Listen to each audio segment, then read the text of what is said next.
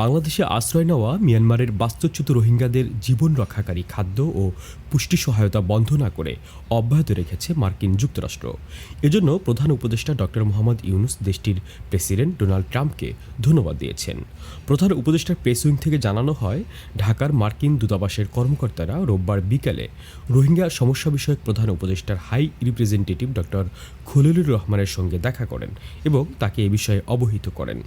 এর আগে গত সোমবার ৯০ দিনের জন্য বিদেশে সহায়তা স্থগিত রাখতে নির্বাহী আদেশ জারি করেন ডোনাল্ড ট্রাম্প। এরপর বিশ্বজুড়ে এ ধরনের প্রায় সব সহায়তা স্থগিত করেছে দেশটির পররাষ্ট্র মন্ত্রণালয়। তবে এর আওতাভুক্ত রয়েছে মিত্রদেশ ইসরায়েল ও মিশর।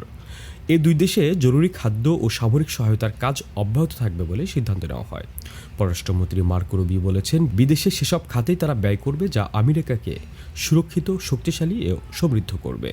ওই বার্তায় বলা হয়, প্রতিটি নতুন চুক্তি পর্যালোচনা ও অনুমোদনের ক্ষেত্রে নতুন কোনো তহবিল বিবেচনা করা হবে না। সাময়িক স্থগিতাদেশ কমপক্ষে ৩ মাস স্থায়ী হবে বলে জানিয়েছেন রুবিও।